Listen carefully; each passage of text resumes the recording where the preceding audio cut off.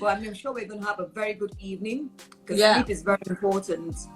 Absolutely. I'm looking forward to sharing my knowledge on sleep. Great.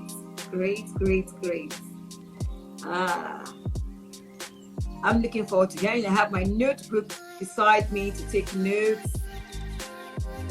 Good. As well. For me, it's a learning thing as well. I mean, even though you think you're a health coach, but then you hear from somebody else's perspective, and then you think, oh, really? So, got my notebook. Good. Got my pen. So I'm here to learn as well. So, good evening. Hello, everyone. Good afternoon and good morning, depending on where you are. Thank you for joining us this evening. Today in this session, I'm going to have Rachel McGUINNESS. Got it right? She is trained in cognitive behavior therapy with special interest in insomnia, mental health, first aid, nutrition, physical fitness, stress management. I mean, we have the best yet today. Talking to us about sleep. So why sleep? Before we go there, I'm just going to talk about the few other series we've had in the past. We've had a few series in the past. I'm not going to go over anything, but the last one we had was on music. Unfortunately, we're still trying to do that. That was a very great session, the importance of music, and we had DJ Strolls. It was fantastic. It was mad. We were on for like almost 2 hours. But we've been trying to load that particular episode onto our YouTube page. But I think because we played a few songs and there's copyright there, we're struggling to load that onto YouTube. So I'm not sure we would be able to get it onto YouTube, but it is on our IG Live. So please watch it. Trust me, you have fun. Having DJ shows with you anywhere, anytime is fun. So imagine now on IG Live, she blew the roof. And I'm sure Rachel will do much better than that tonight when we talk about sleep. Here in Nigeria, there's a myth that says that sleep is for the lazy man. That when you sleep means that you're really like lazy, you're not serious, you're not driven, which really is a myth, because without sleep, how can you even be driven? I mean, imagine if I've gone on for like 18 hours without sleeping. The next thing, I'll be making some really stupid decisions that will eventually cost me more than would be of benefit to me. So why did we choose the topic sleep? For us, sleep is so important. For me in particular, when I was ill some years ago, 2000, one of the things that the doctor said to me was that I needed to eat well and sleep. And they should wean me off my medication. I actually thought it was being nasty. And I'd said, oh, if anything goes wrong, I'm going to sue you, the blah. I'm going to sue I'm going to sue NHS, I'm going to do this, I'm going to do that. But then I realized that really sleep was so important, because I found that the more I slept and the longer hours I slept, my body was repairing itself and I was getting better. This year actually, my husband and I both had COVID. That will be another story. I'll come and share that COVID story with you. But one of the things that I know helped was the fact that once my husband came back from isolation, was the fact that he was able to sleep. I mean, men, no disregard to men, please, but he was trying to be macho. I'm okay. I'm back from the isolation center. I'm good. I'm ready to go. I want to start exercising. I'm like, dude, calm down. You need to calm down. You need to sleep. No. I'm okay. I'm good. Long story short, I mean, he didn't have control over himself. So he just slept at will like a baby. When the baby is like running up and down, doing this and doing that, and all of a sudden he just goes, boom, and it's quiet. That's how he was. And the more he slept, the more he felt better, and he was able to overcome COVID. I recovered better than he did, but I'm not going to talk about our COVID episode here on this but we're going to do one series on COVID pretty soon. But so sleep. So what is sleep really? For me, I'll say sleep is necessary for optimal health and can affect our hormone levels and you know, all those people that's on diet and our weights, moods, you know, as you place. And what I want to say is, as you place priority on healthy living, like exercising 30 minutes a day, eating your grains, hydrating yourself, you know, try and include a good night's sleep in the mix as well. You know, with good quality and quantity sleep, you would eventually feel much better. For me, I would say overall, sleep is the highest level of healthy living. I mean, you can't achieve health without sleep. I'm not going to say much more because we have Rachel here who is going to tell us about sleep. Please get your pens ready, get your notebook. I mean, you can always go back to Hygiene Live if you think you want to just concentrate. This will be recorded, and I hope this time around we'll be able to load this onto YouTube as well. So without much ado, I'm just going to say thank you, Rachel, for joining us. Thank you so much. We're very grateful. And the floor is yours. Can you start by introducing yourself to us and why sleep? Right, well, my name's Rachel McGUINNESS, and I've worked in the health sector for 17 years now, and my company is called Wake Up with Zest, and what my company does is workplace wellbeing. So we're all about working with forward-thinking organisations and helping their employees become happier and healthier, and we do that with 4 different things. The first thing, which you quite rightly have said, is sleep is like the most important thing. So we help people improve their sleep. We get people to eat healthier, get fitter, and be more resilient. So we're looking after their stress levels and their mental health. So I love talking about sleep. I'd probably say this is the topic I talk about most, and it is actually something I'm very passionate about. Having been an insomniac several times in my life and being very burnt out, I'll tell you a little bit about my story in a moment, but my most recent bout of insomnia was probably about 7 or 8 years ago, and I didn't sleep properly for 2 years. And we all know what we're like when we don't sleep properly. So I thought to myself, I don't want to go to the doctors. I don't want to have sleeping tablets, because I had gone down that path before, back in my corporate days. And yes, they helped for a couple of weeks, and then I got back I got my sleep back on track again. So what I did was I started to read loads and loads and loads of books on sleep, and I actually cured my own insomnia. And I became absolutely fascinated by the topic, the whole science of sleep. It is just so interesting. And then I thought to myself, after I cured my insomnia and I was sleeping better, I thought, what can I do to get a qualification in sleep? So I found cognitive behavior therapy. And I trained with one of the top sleep scientists in the UK, a guy called Colin Espy, who actually has an app called Sleepio, which is based on cognitive behavior therapy, or CBT. So I trained in that, and I've helped hundreds of people sleep over the past years, and it's great when people actually get the results they want to get. So why is sleep so important? Well, I will say, yes, you have to treat sleep with priority. It is absolutely fundamental to your health, because a lot is happening during your sleep. You don't just go to sleep and wake up again and nothing is happening. So much is happening. And I think when you understand how sleep works, then you tend to respect it more, and you will do more to make sure you get a great night's sleep. So we sleep in 4 different stages. So there's very light sleep, then there's light sleep, deep sleep, and REM sleep, which is rapid eye movement sleep.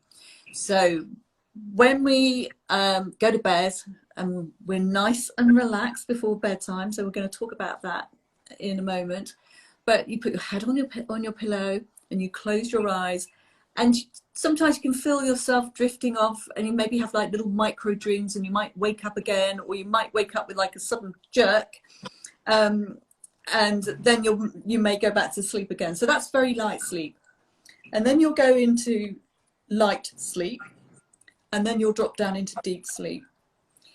So what's happening is the body is relaxing and it's preparing you to go into this deep sleep. So it's going to make your body so much more efficient to do lots of different tasks that it's going to be doing during this part of your sleep.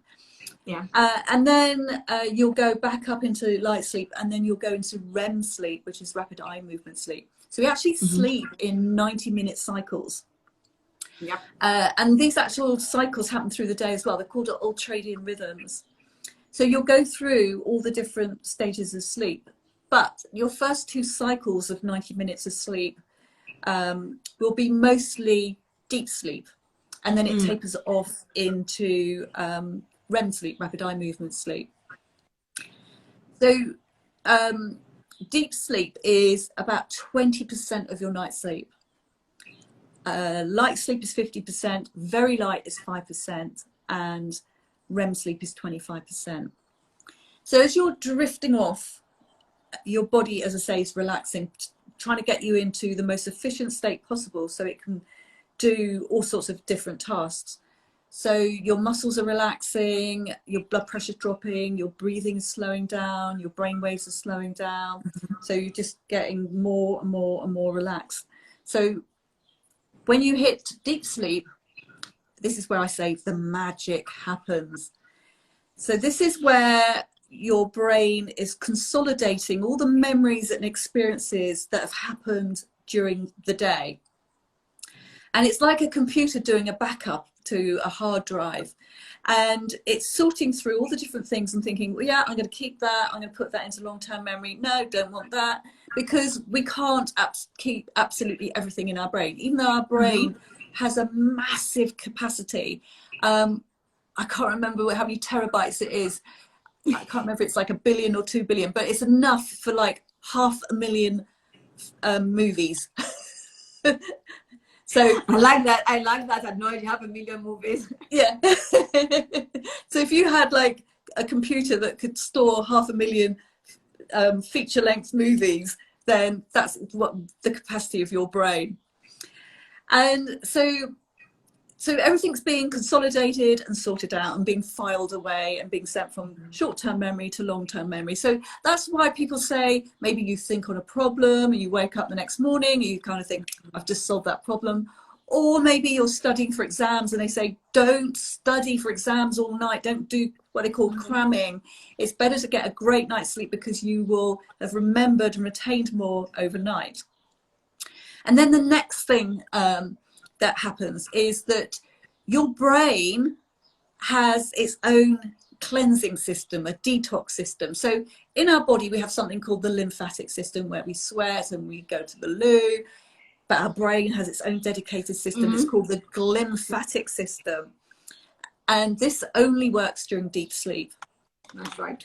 And what happens is fluid comes up through the spine and your brain cells shrink down, and this fluid like sluices around in between all your brain cells, getting rid of a buildup of a sticky plaque called beta amyloid. And so this gets flushed out every night if you get a good night's sleep. So if you're not sleeping well for decades, this is what could increase your risk of dementia and Alzheimer's. So this is very, very important. The other thing is free radicals get cleaned up. So this is what I call the nasty cells that cause aging and potentially can cause cancer. So those get cleaned up. Your cells, muscles and tissues are repaired and renewed, and it's when the growth hormone is secreted. So this is where kids are having their growing spurt during the night, during deep sleep.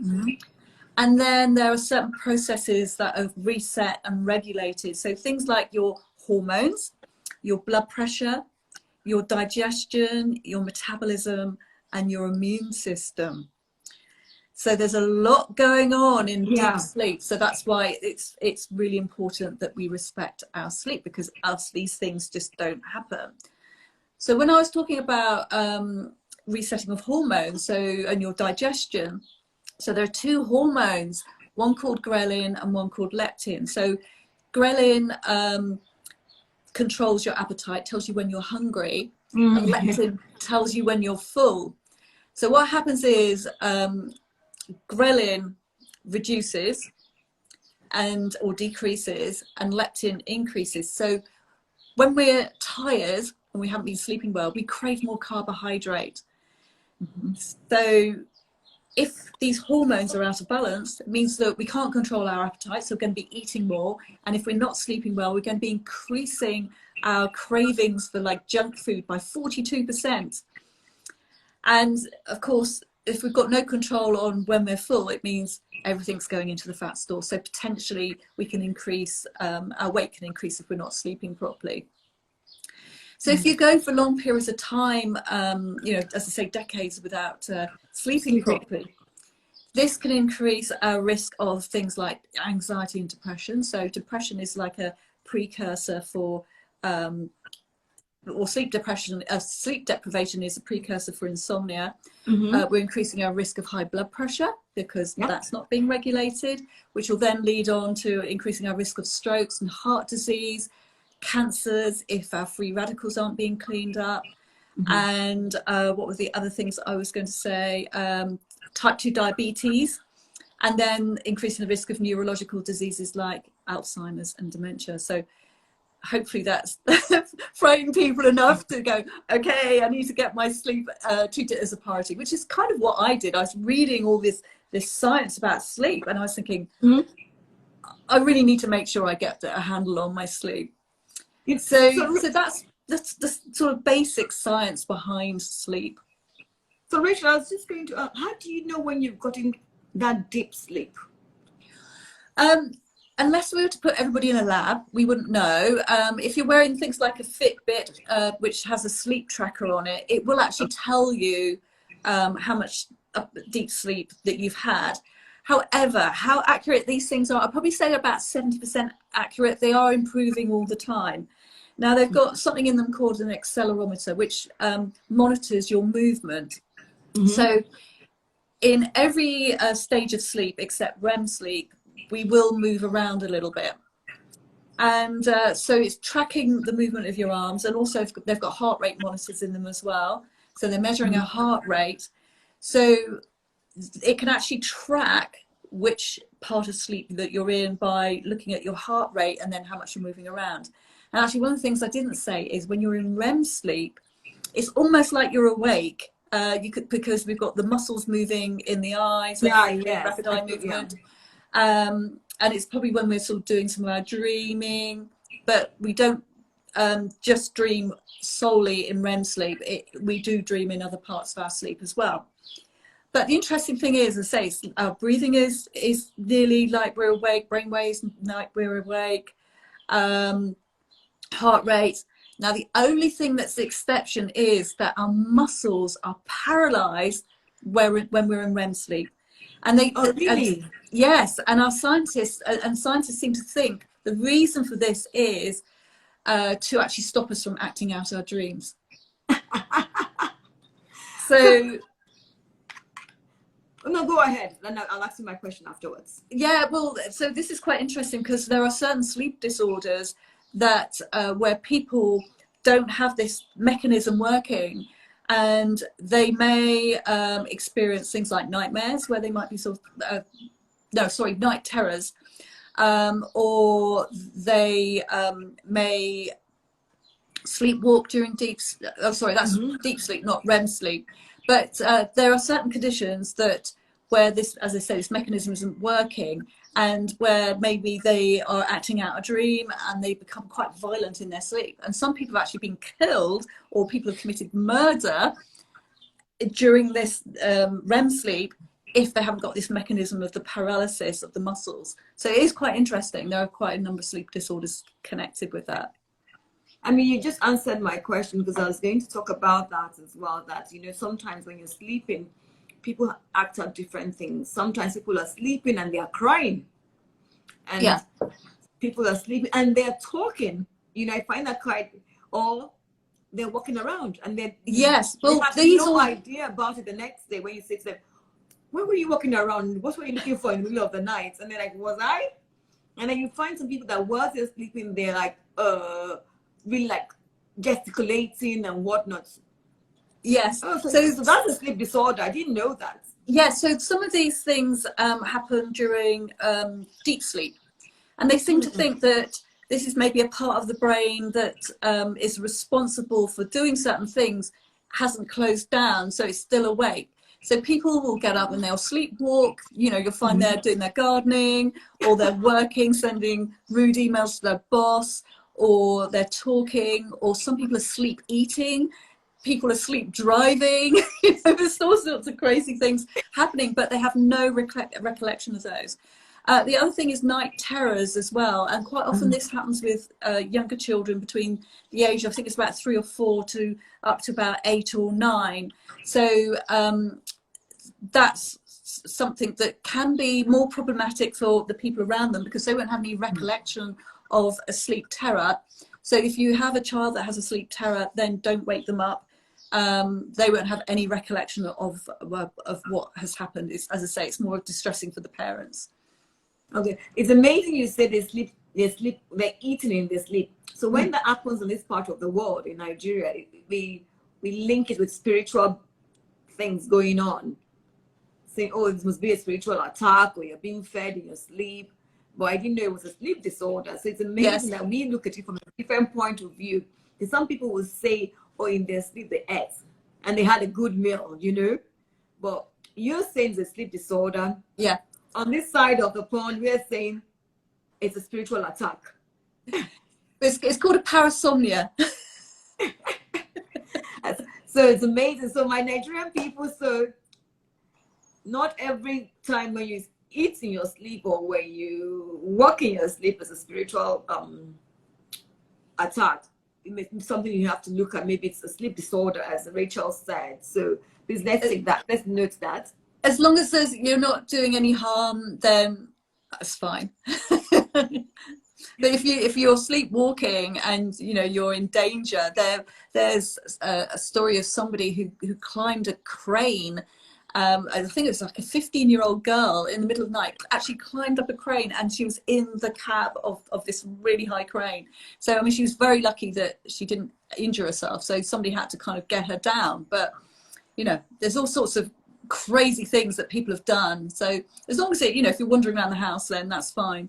But if you have a partner or a child that's doing it, so just make sure they're safe. So, you know, make sure they can't jump out of windows and things like that, because it's another thing that can happen. So, wow.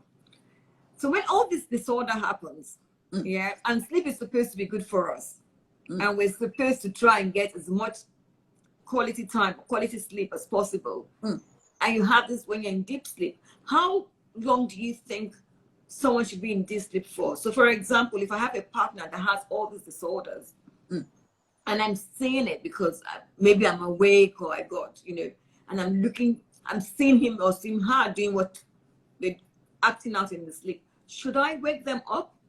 No. As an adult, or just let them sleep it through? Just let them sleep it through. But I mean, if it's of concern and potentially they're putting themselves in danger, then you know you should go to your doctor and see. They may be able to refer you to a medical sleep professional. But otherwise, you shouldn't really wake them, because they'll be in really deep sleep and they won't have any recollection that they have been walking around or eating food out of the fridge or, you know, whatever. So it's just kind of one of those things. But with kids, most kids will grow out of this by their teenage years, if you've got children who are sleepwalking or sleep eating or doing whatever activity in their sleep. Oh, wow. Then you said something initially about having using sleep tablets initially before you learned how to sleep. So how did you wean yourself off these medications and then sleeping naturally? Okay, so I went through a couple of periods of my life before I got into health where I was extremely stressed. So one, I was very burnt out in my corporate life. Actually, I didn't tell you my story about what I was like before I got into health. So I used to be about 20 kilos heavier than I am now. I used to drink too much, eat too much, smoke too much. I was working in events and marketing for the telecoms industry. And I got to the year 2000 and I thought, right, I need to sort myself out because I could feel I was burning out and I was just crying all the time. I couldn't sleep. So I thought, right, I need to get healthy because I was 3 years away from my 40th birthday. So that's what I did. And one of the things by getting healthy, by eating a healthy diet, doing exercise and making sure I looked after my sleep was that I was beginning to sleep better. I felt much better. I looked much better. And I began to lose weight as well. So I had so much more energy. I was working shorter hours, but being more productive. So that all came out of being healthy. But I got to a point before I got healthy that, as I say, I was really burnt out. So I did go to the doctor to have some sleeping tablets, but they only restricted the amount that I had. So it was like only did it for 2 weeks.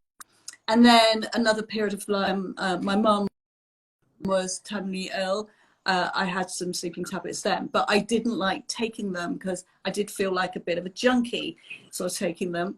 And I knew the risks of taking them, that they potentially could become addictive.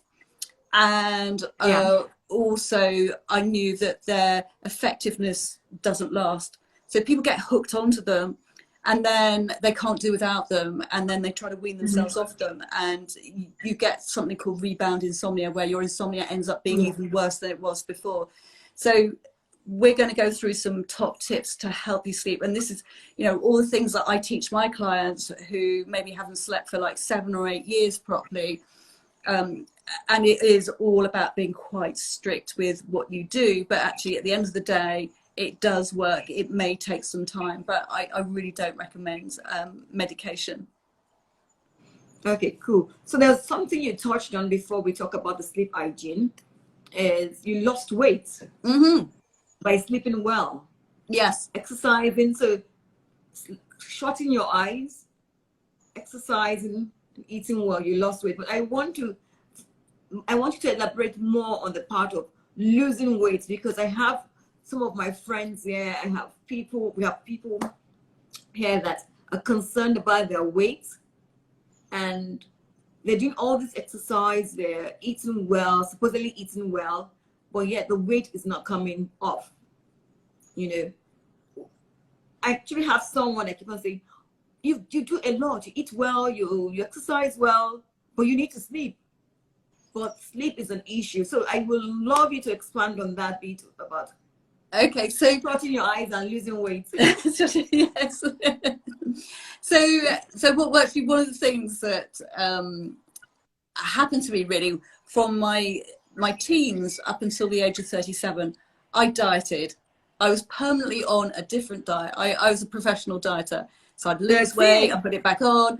So I stopped dieting and I just started eating healthily. So that was the main thing that I did. But because I guess I changed my diet and I was doing exercise, but I wasn't going crazy doing like loads and loads of different exercise, you know, for hours and hours and hours. I was probably doing like 30 to 60 minutes, but I never really used to do any exercise before. And because, so it is a bit like they call it a virtuous circle. So if you're eating healthily and you are exercising, then that's going to help you sleep. So the most important thing about sleep is that you have to learn to relax before bedtime. And I think because I started to look after myself, my stress levels went down. So where I was burning out, I was very stressed. Sleeping for the right amount of time was really important for me. So it's all these different things that work together to make sure that I slept properly. So it's like if you sleep properly, you're not going to have the carb cravings, which means you're not going to put on so much weight.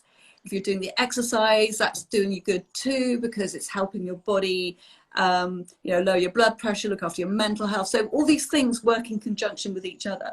But I always say sleep is like the most important thing that you can do to look after your health, partly because of looking after those hormones, ghrelin and leptin, which help, you know, control your appetite and also tell you when you're full. So I just seen a comment saying thought sleeping would put the weight on, but no, it doesn't. It doesn't. So if you're sleeping for the right amount of time, and people say to me, well, what is the perfect amount of time to sleep? We're all different. And you know what it is? It's how you feel when you wake up in the morning. If you're feeling refreshed and energized, you've had the right amount of sleep. So it's a very, very personal thing. So some people might sleep 9 hours, people might sleep 6 hours, and they feel fine. So it's a very, very individual thing. But as you heard earlier, or in case you missed the beginning, and you can see the recording of the IG Live, then sleep is just so important with all these different things that are happening in deep sleep to maintain your body. Cool. So should we? So I mean, I'm just going to let you talk. It's your show. So I wanted you to talk about, getting ready for sleep. Yes. When we wake up in the morning, that is when we actually start getting ready for sleep in the evening. So when I tell people that the moment you open your eyes, you're already ready for bed, but you need to go through the process. Yes. So I'm just going to let you just talk about that, talk about sleep hygiene, and talk about your environments and whatever. Yeah, sure. So it's really important that when you wake up in the morning, the first thing you do is have a nice glass of water and exercise. But some people, depending on whether they are an early morning person or an evening person, will determine when they want to do their exercise. So it's entirely up to you. But I'm an early morning person, so I like to get my exercise done. And eat healthily, have a great breakfast. I'm practicing something at the moment called time restricted eating. So I'm only eating in a 10-hour window or an 8-hour window. So that just suits me at the moment. So I'll have my breakfast around 9:30. I'll have a really nice smoothie, and then I work during the day, of course. And then what I do is I finish work anywhere between 5:30 and 6 o'clock in the evening, because I need to have time to be able to eat, to be able to digest my food, so that then my food is ready and digested before I go to sleep, because I don't want my body having to deal with digesting my food when it's got all these other tasks that it's got to do, like preparing my cells and regulating all my hormones and my digestion and my metabolism and my blood pressure. It has got to be focused on doing those tasks and not digesting my food. So you need to finish eating around 2 to 3 hours before bedtime, and try not to eat too much sort of heavy food before bedtime and too much carbohydrate. So in the evenings, it's important that you relax. So finish your work, plan your day, your next day with your to-do list. And another thing is that, if you're going through a stressful period in your life, then write down your worries. Get a journal or a piece of paper, get them out of your head and onto paper, because once they're onto paper, they're not going to be in here, and they're not going to wake you up at 2 or 3 o'clock in the morning and you're going, oh gosh, that thing that I need to do. I know. Yeah. So if you haven't thought about writing it before you go to bed, then have a notepad by your bed and write it down. So so your to-do list, and also write down your worries. So it's important in the evenings that you relax, whether it's watching TV, it's reading a book, it's having a bath or a shower, doing some yoga, doing some meditation. You need to calm your body down. However, we all love our screens. We love our phones. We love our laptops. We love our tablets. Yeah. We like watching Netflix. So we are being stimulated. So the worst thing ever to be invented was like a phone with a screen. So you think the iPhone was bought out, I think it's like 2008, 2009, and the iPad came out in 2010. And we're addicted to our screens. We can't do without them. So it's really important that you switch off your screens at least 90 minutes before bedtime. Because all these screens emit something called blue light, and blue light stimulates the body clock in the brain. I'm going to tell you a little bit about that in a moment. So blue light is like daylight, and if we're staring at our screens, it's going to wake us up.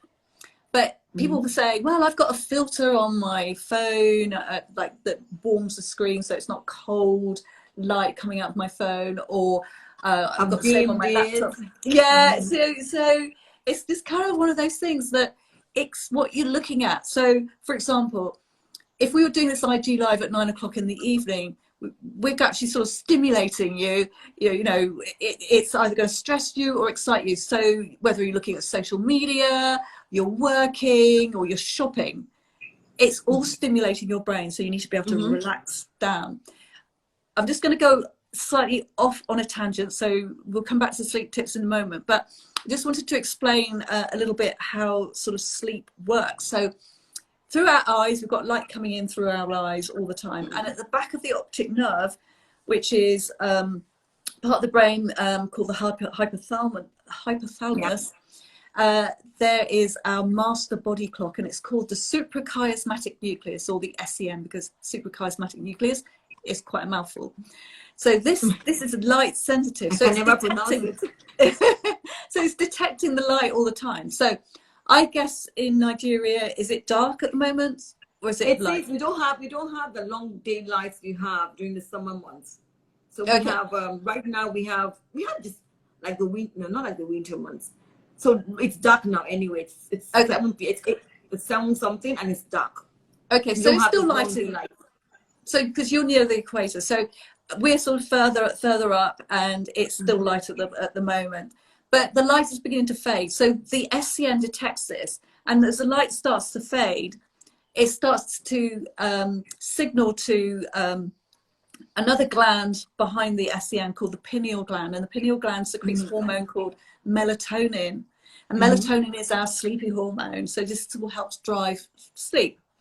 So if we're looking at our screens, so we'll go back on track again. So if we're looking at our screens, when we should be feeling tired or we're sitting in bright light, this is going to stop the secretion of melatonin. So it's better to be sleeping in, to be sort of sitting in sort of like low lights in the evening. So it's relaxing you, because if you think our ancestors would have been by a fire, or they would have had candlelight or gas lights. So we would have had a much lower type of light. But of course now we have electric light, and it's bright, and then the modern invention of the LED light, which has this horrible cool light, will wake us up.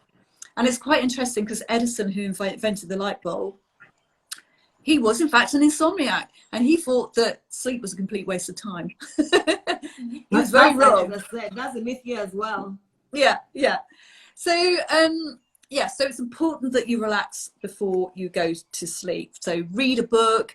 People ask me if they can read a Kindle or a tablet. Yes, it's fine, as long as they're not backlit, and so the screen isn't bright. And also, if you are reading on a tablet, make sure that all the notifications are turned off, and it's in flight mode and do not disturb mode, because you don't want that temptation of going off and scrolling through Instagram, or going shopping, or checking with your friends on Snapchat or WhatsApp, so it's all these things that are temptations that we don't actually realize are really sort of destroying our sleep. Our sleep pattern. Exactly. So it's that. So that's really sort of taking you through a day. And then let's look at your sleeping environment. So your bedroom should be cool and dark. So obviously have blackout blinds if there's an external light in the streets. So blackout linings for your curtains, or blackout blinds. And then it should be cool. So the optimum temperature to be able to sleep. Sorry if you can hear a dog barking in the background. It's not mine, it's one of my neighbours. The optimum temperature to be able to sleep is 16 to 18 degrees Celsius. So if you've got a thermostat control on your air conditioning or something like that, then it's really important that you set it to those temperatures. That's the optimum temperature to be able to sleep. Your bedroom should be quiet as well. So if there's a lot of external noise, then maybe get some decent earplugs. Now, the ones I get, and I'm not sure if you can get them out in Nigeria, or for those of you listening in Europe, then Amazon, you can get these earplugs which are bright pink and bright yellow. They're called laser light. They're actually American, and they're lovely and soft and malleable. and they're great because they cut out all sorts of external noise. So whether it's Oh, really? outside, and I live near a railway line and I don't even hear the railway. And also in the morning, there's a lot of birds in my garden and they wake up at 4 o'clock in the morning and I don't really hear those anymore. And also, if you have a partner who snores, then they cut out snoring as well. I need that. I need that. I just wake myself up snoring. But So- the things I snore as well, but they... Yeah, of course we don't snore. So it's important. So it's dark, it's quiet, and it's cool, and also well ventilated. So if you can't have your windows open because it's too hot, then get yourself a decent fan or air conditioning. So you've got like a air going through the bedroom. Yeah. And then the next thing is it should be conducive to a great night's sleep. So no TVs in the bedroom. So people love to have these big plasma TV screens on the wall in the bedroom. So definitely not, because A, there's a temptation that you're going to be watching it, and B, any electrical objects give off electromagnetic pollution. So you need to sort of keep it to like a bare minimum, that you've got lights and an alarm clock and anything, or a fan in your bedroom. So all your screens out of your bedroom. If you really need to have a phone near you, then put it outside the bedroom door, and so that you can hear it in an emergency. But then there's no temptation, if you do wake up in the night, that you don't pick up your phone, you start scrolling through all the social media, So I mean, etc., working. So yeah, so no screens in the bedroom, but your bedroom should be however you like it, but as long as it's conducive to a great night's sleep. So I like my bedroom to be tidy, but if you like it to be untidy and you like lots of things, then that's fine, as long as it's comfortable for you. And then make sure your bed is lovely and comfortable, because we spend a third of our lives in bed. So if you live to be 90, you're going to spend 30 years in bed. So you need to make sure your bed is lovely and comfortable. So make sure that, just check out your mattress. Do you need to have a new mattress? So mattresses last anywhere between 8 to 15 years. So if you're beginning to feel a bit achy when you wake up in the morning, maybe it's time to get your mattress. Yeah. So go to a shop and try them out, so that you're trying them out in your so lie on them and lie in your normal sleeping position to see whether or not it's comfortable. And I don't know, in Nigeria you can buy, in Europe and in the States you can buy these mattresses in a box, so they get delivered to your house, and then they have a 100-night guarantee. So you get them. If you don't like them after 100 nights, you just send them back and they give you your money back. No, we don't have anything like that. You buy the mattress, you keep it. Yeah. So anyway, if you're in Europe, then you can do that. So the best thing then for you guys is to go to the store and try it out. And you're going to feel a bit self-conscious lying on the bed and sort of going, okay, I feel really silly, but actually, do you know what? It just means that you're going to work out whether or not it's comfortable for you. And then, make sure you've got nice bed linen as well. I'm a great fan of Egyptian cotton bed linen, so I just make sure I've got the 400 thread count. Mine costs a lot. Yeah, exactly. Do you know what? You've got to sleep in it for 8 hours a night for 365 days a year if you don't go away on holiday. But you want to make sure it's lovely and comfortable and luxurious. So I like that sort of hotel bed linen feel. And your duvet, your comforter, so make sure that is suitable for you, depending on what season of the year it is. So I've actually got a wool duvet, and mine's actually quite thin. It's what I think it's equivalent of about 3 or 4 tog in the UK. And wool is great because it regulates your body temperature better than feathers do, or feather down. So yeah, and also make sure your pillow's comfortable as well.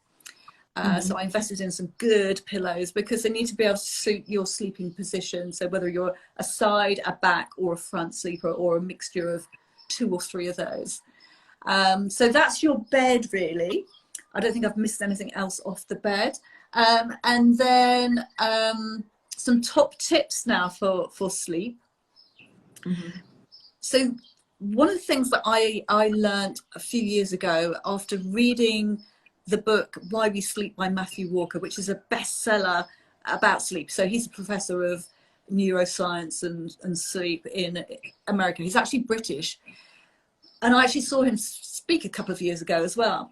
Now, he said, create an 8-hour window for your sleep. So if you sleep more than 8 hours, then fine. But for those of you who don't sleep 8 hours, so you're sleeping fewer than 8 hours, create this 8-hour window for your sleep, because you will actually sleep longer. So I used to sleep about 6 hours thinking, that's fine, you know, that's great, that's me done.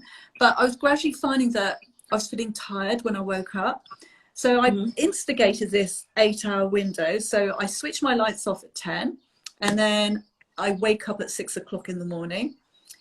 And this really works. So I actually have increased my time asleep. So it will be anywhere now between 6.5 hours up to 7.5 hours, or maybe even slightly longer.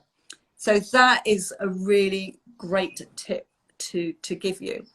The other thing, sorry, before you go, before you go to the other tip.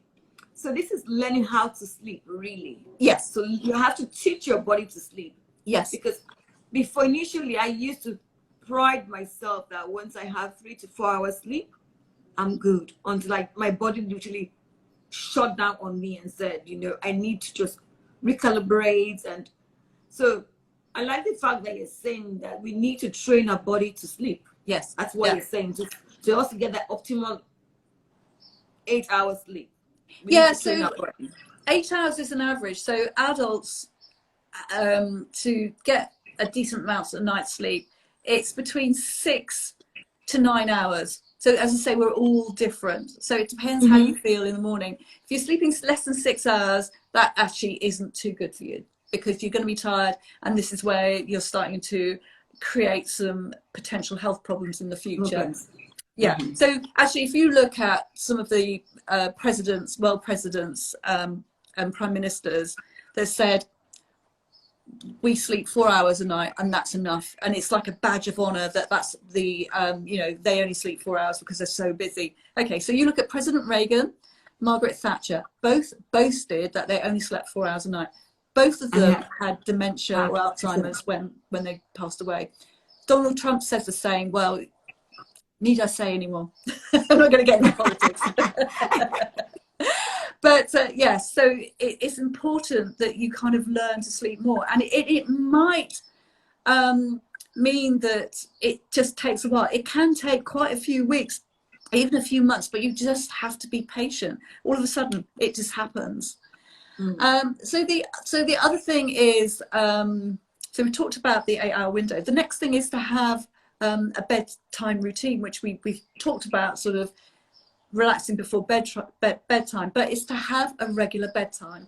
So if you are having problems with your sleep, you need to work out what your sweet spot is for going to sleep and then waking up, and bearing in mind this 8-hour window, because I'm quite an early bird and I like to wake up early in the morning.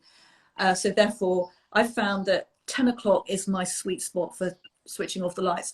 I was trying 10:30, but it didn't quite work for me. But since it's now 10 o'clock, I just do sleep a lot better.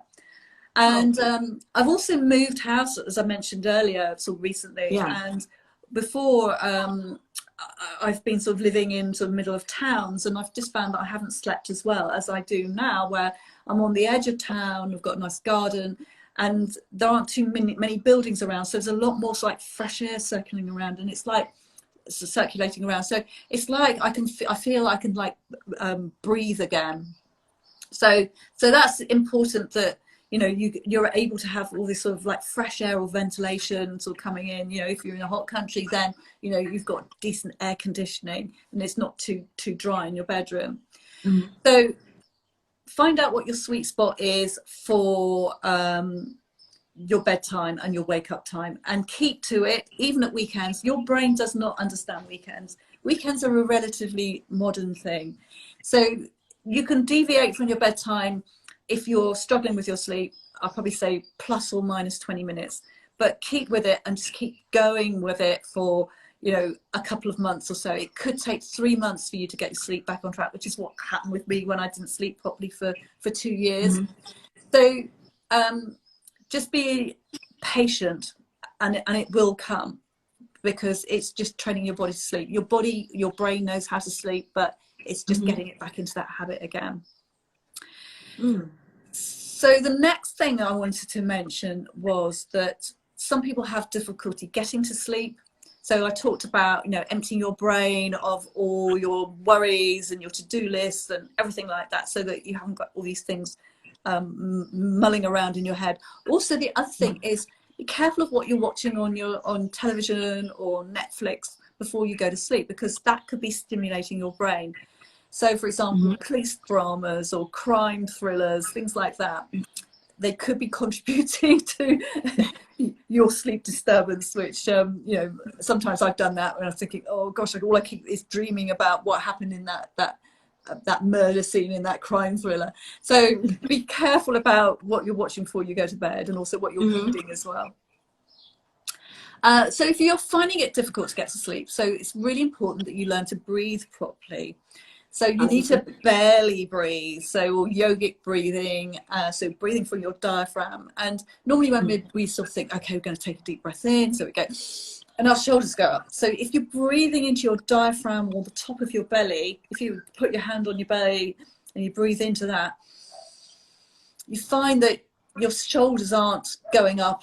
It's like sorry, you can breathe again. Okay, I'm trying as well. but your lungs are like inflating horizontally, and they call it horizontal breathing. So breathing nice and slowly, so breathing into the diaphragm. And there's 3 breathing exercises I can teach you. So one is where you can breathe in and out up to the count of 10. So nice and slow, you breathe in for 1, out for 2, in for 3, and just nice and slowly in your own slow way, because we all breathe at different rates. And then just keep repeating it until you may fall asleep. Because if I said to you, can you remember when you fell asleep last night? No, but you'll only remember that you've fallen asleep because you've woken up. I know it sounds a bit weird, but it's true. So breathe in and out up to the count of 10, nice and slowly. Or you could practice something called square breathing, where you breathe in for 4, you hold for 4, you breathe out for 4, and hold for 4. Yeah, it's 4. I think it's breathing for 4, hold for 3, and out for 4.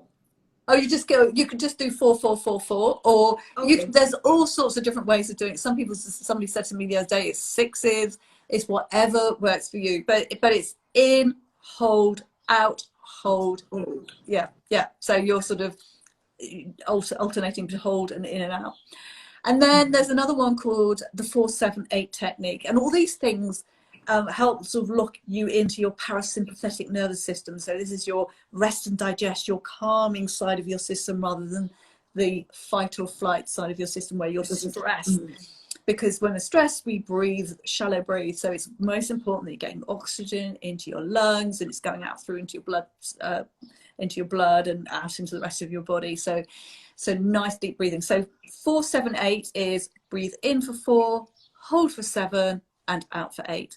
So all those breathing exercises, whether square, counting 1 to 10, or 4-7-8, will actually help de-stress you. So if you're feeling stressed during the day, they're great to help you with that, but they will also help you with sleep as well. So lots of people say to me, well, okay, I just couldn't get to sleep, I was doing the breathing. So the most important thing that you don't do is look at your clock all the time. So clock watching will only cause you more anxiety, or having a sneaky look at your Fitbit watch and things like this. So don't do it.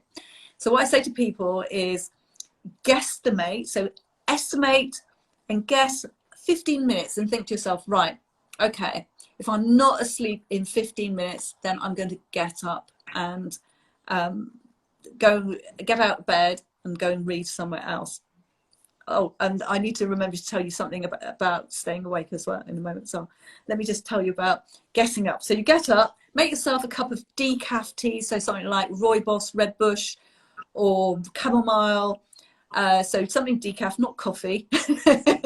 And go and sit and read a book or a magazine in some low light. Make sure you're warm, and only go to sleep when you're feeling tired. So don't forget, we sleep in 90-minute cycles. So this, you'll probably find maybe after about 40 minutes, you start to feel tired. So only go back to bed when you feel tired. Now, the reason for getting up and going into a different room is that you don't want to associate sleeplessness and sort of battling with your sleep in your bedroom. Because unconsciously your brain is going to associate, when you walk into that bedroom, oh gosh, I hope I sleep well tonight, because I haven't slept properly for like 3 weeks, or this or that and the other. And what you're doing is you're feeding your unconscious mind into not sleeping, because the more you think about sleep, the more it's not going to happen. So only go back to bed when you feel tired. And it's quite interesting. A few weeks ago, I was sitting next to a lady at a networking breakfast, and she said to me, she said, oh, I'm a really bad sleeper. And I said, oh, why is that? She said, well, all my family are really bad sleepers. We've never slept properly, you know, blah, blah, blah. And I said, well, how can I help you? She says, well, you know, I just need to be able to sleep properly because I never sleep properly. So I said, well, one of the things that you can think about doing is actually telling yourself that, I said, well, what you are doing is telling yourself you can't sleep properly, which is going in here. That means you won't sleep properly. So tell yourself you can sleep properly. And do you know what? She sent me an email every day for 2 weeks saying, that was like the best piece of advice ever. I actually sleep really well now, because I don't think about not sleeping well, because I've convinced myself I do sleep well, and I do. So the other thing is, before you get up, so we've tried the breathing, and another thing that you can do is try to stay awake. So if you focus on trying to stay awake, you actually go to sleep. So it's a bit of reverse psychology. So before you guesstimate your 15 minutes, try and stay awake. So if you kind of focus on something in your very dark bedroom, you'll probably be able to make out something, I'm sure, and just kind of think, okay, I'm going to try and stay awake. So maybe you're looking at something on the ceiling, or you're looking at a chest of drawers, piece of furniture, and think, right, okay, I'm going to stay awake, going to stay awake, going to stay. And you'll find that your eyelids going like this. It's like, no, you open them again, and then you just kind of feel them drooping. Go, no, I'm going to try and stay awake. And do you know what? You'll actually go to sleep. Exactly. That is so true. And then another thing that you can do is making sure that you're relaxed as well in your bed. So you can kind of relax and do like a sort of relaxation from the top of your head all the way down to your toes. Now, I say to people, it's like, you know, those coffee cafetières where you push the plunger down to push all the coffee down to the bottom of the coffee pot. So just imagine that as it's sort of going down, it looks like a scan. Imagine some lights sort of cross here, and every time it's sort of going past a part of your body, so it's like everything's relaxing, and you're getting more and more relaxed, and maybe just sorting out any niggles in your muscles, in your shoulders as you go down. So from the top of your head down to the tips of your toes, or if you want to do it the other way around, then do it the other way around, from your toes to your head. But the other thing that you need to make sure that when you're trying to relax in bed, all your body is nice and relaxed, and then it's your jaw. You're going, okay, I'm nice and relaxed. It's like, relax your jaw. So we always forget about our jaw. So relax the jaw. So those are kind of like my sleep tips. But, you know, if you are having problems, then, you know, get in touch with a sleep expert that can help you and help you monitor your sleep.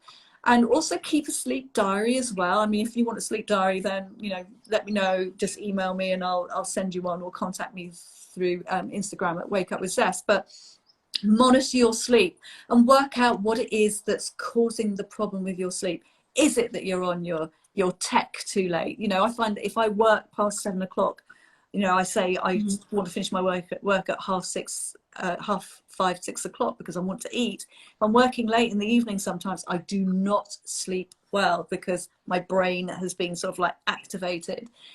And if any of you are drinking alcohol could be a source of your insomnia or not sleeping well. And sometimes it can be what we're drinking. So, for example, alcohol is a sedative. We tend to think, well, do you know what? It's making me feel tired. I'm going to drink a glass of Prosecco or, you know, gin or whatever. But alcohol actually disrupts the filing of your memories from short-term memory to long-term memory. So if you're drinking too much, it could actually, it's like having a drunken filing clerk posting all your memories in the wrong places. So Yeah, so it's not good. So alcohol, you know, may be a cause of not sleeping well. And I found that if I drink wine in the evenings, it really dehydrates me. So wine, so alcohol initially, yes, it is a sedative, but it messes up the filing of your memories. It's also a diuretic, which means that you're more likely to get up to go to the loo in the middle of the night. Mm-hmm. And also it makes you very thirsty as well, so you need to make sure that you're drinking a lot of water. But when I went through my period of insomnia about 7 or 8 years ago, I just cut out alcohol altogether for about 6 months, just to make sure that I was able to get a great night's sleep. What are the other things that I was going to say? Oh yes, caffeine as well. I was just going to say, We but love our caffeine, coffee.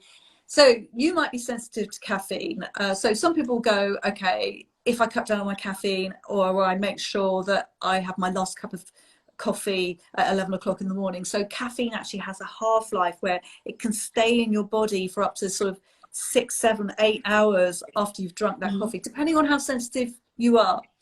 Now, some people go, okay, I can drink decaf coffee. I used to be able to drink double espressos in the evening. They had no effect on me whatsoever. So as you age, so I'm now in my late 50s, that I can't tolerate coffee at all in the evenings.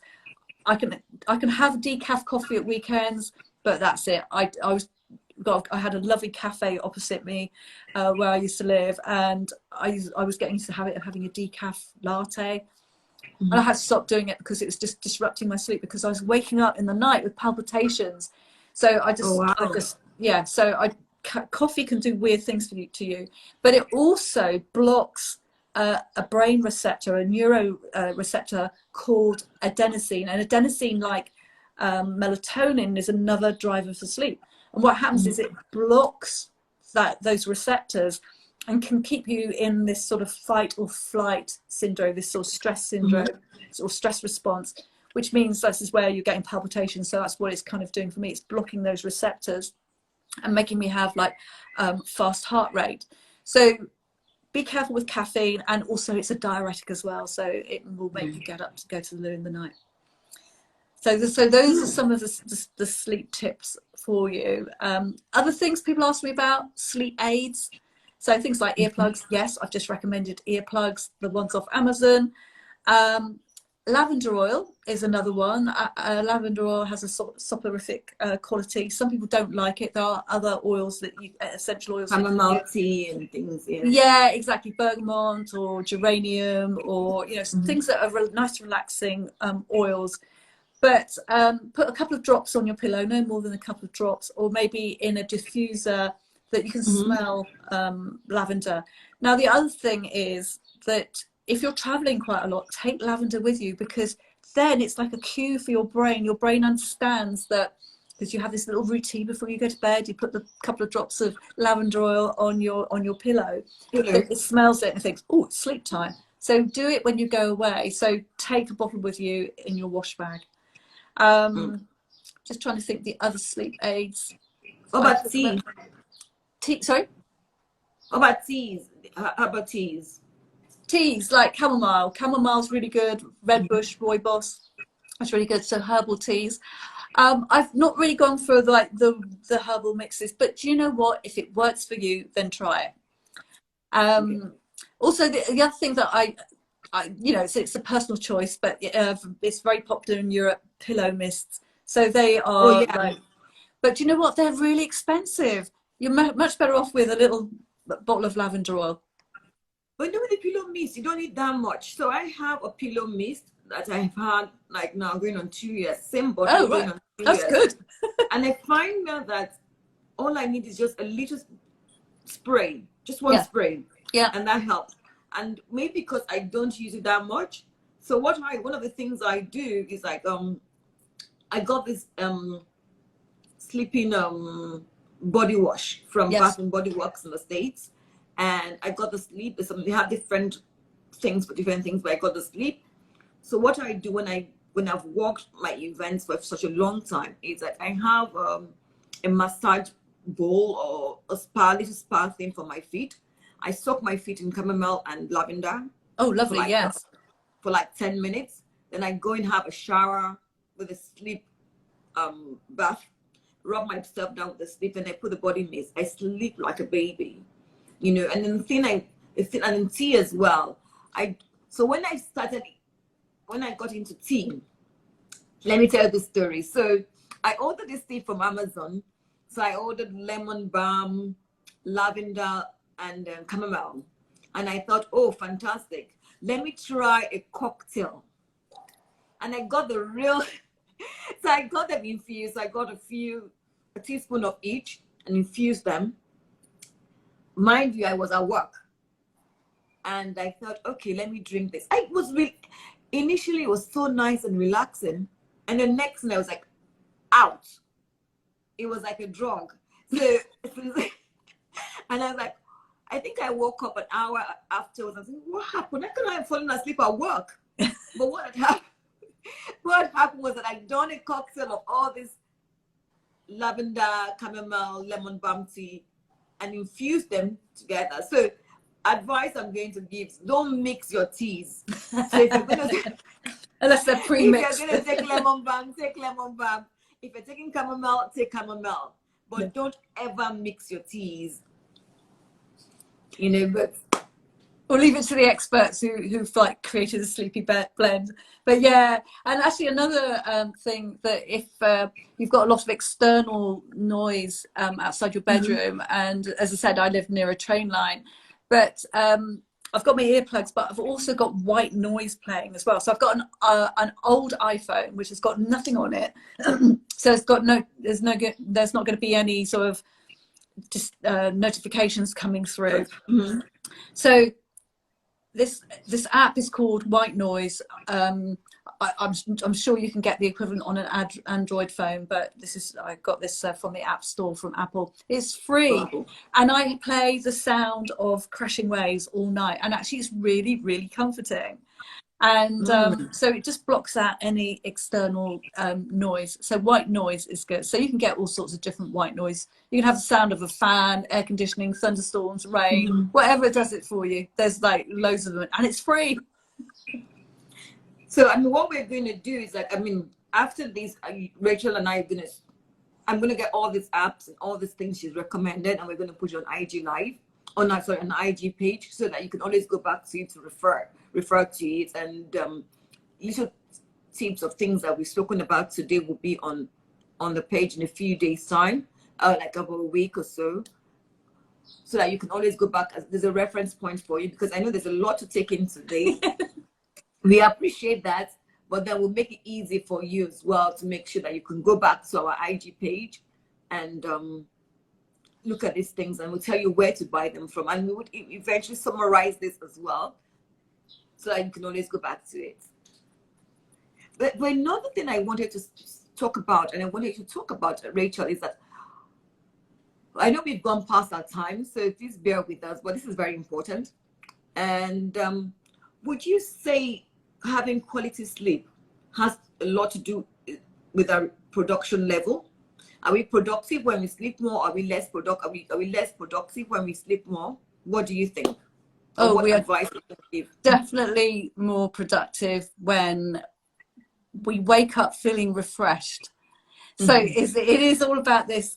That's the sort of the golden nugget is, if you're waking up feeling refreshed and energized, you're going to have a productive day. You're going to feel better. You're not going to feel tired during the day.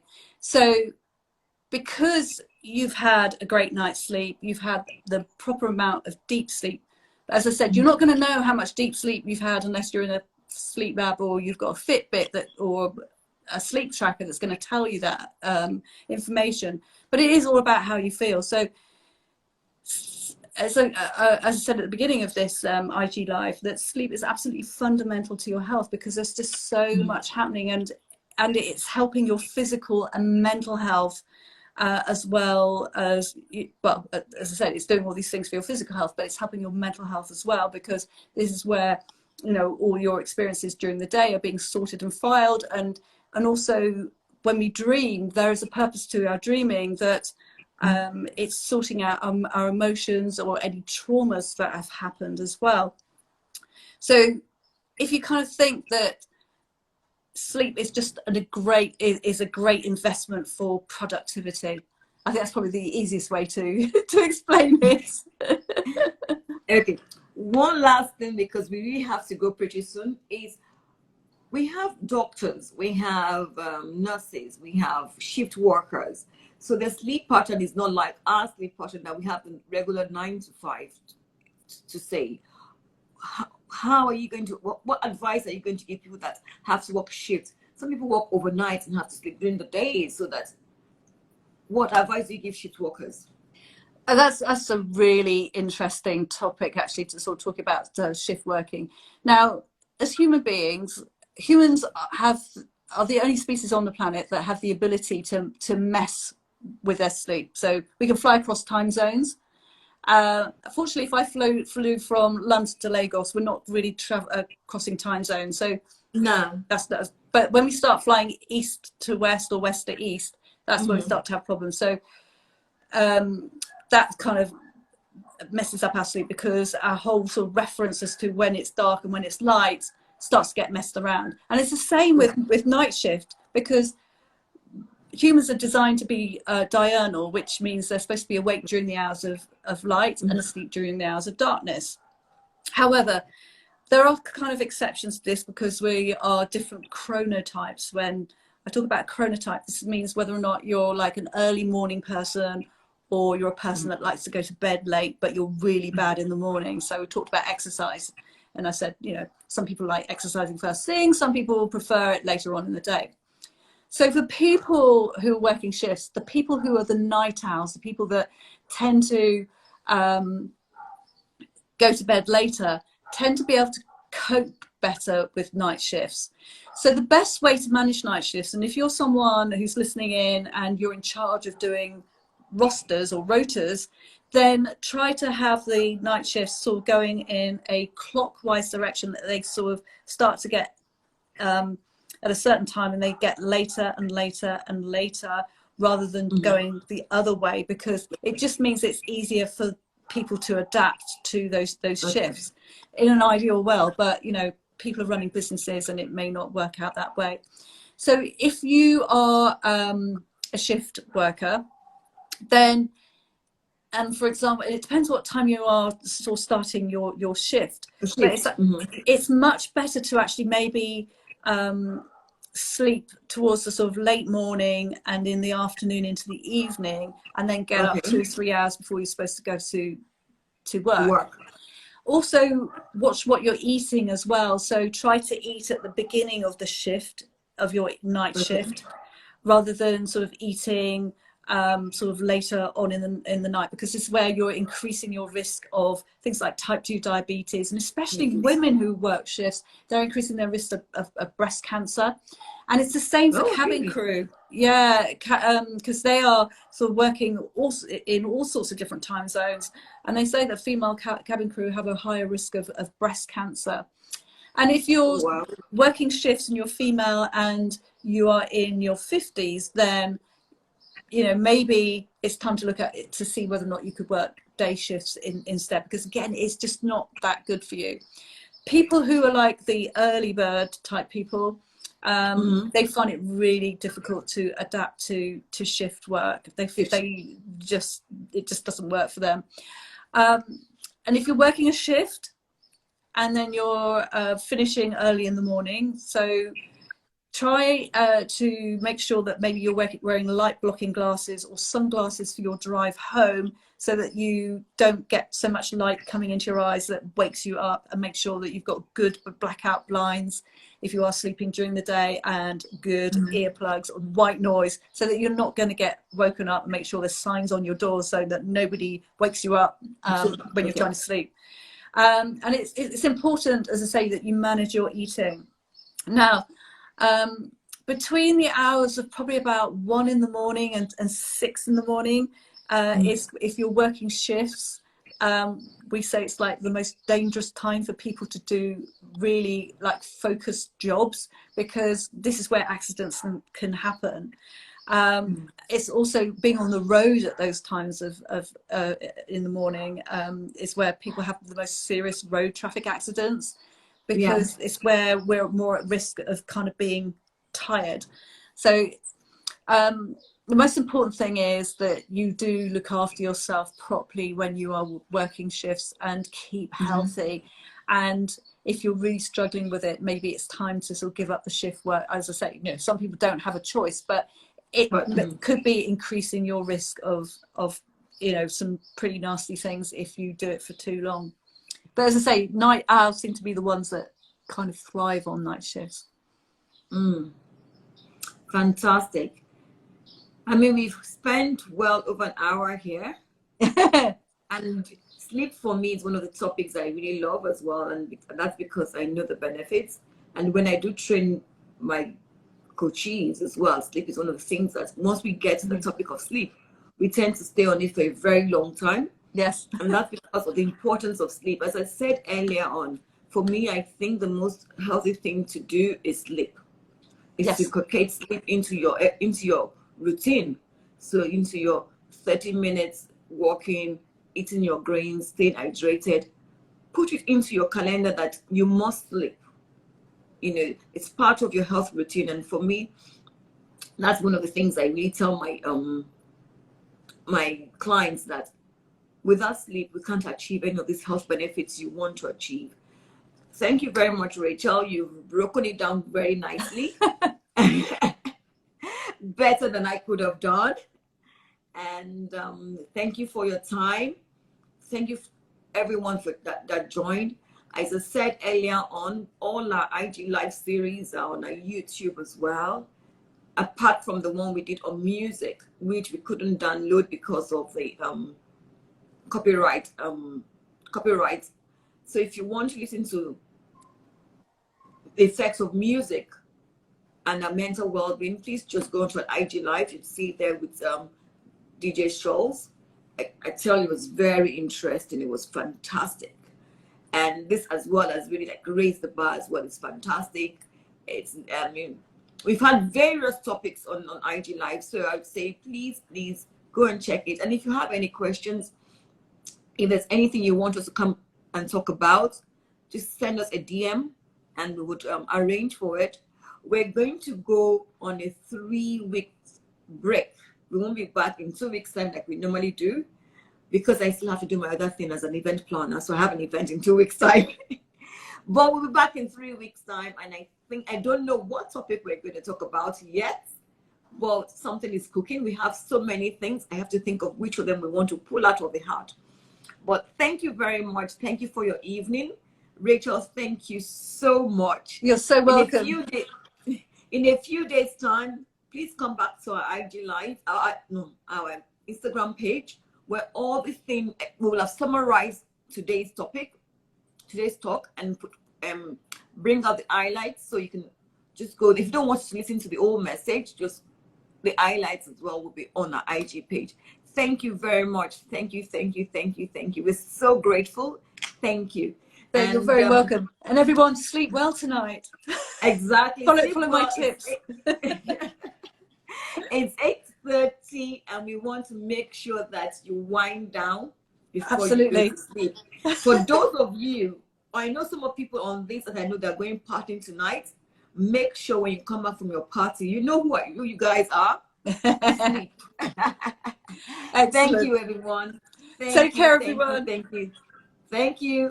Bye. Have a good night's rest. Bye. Bye.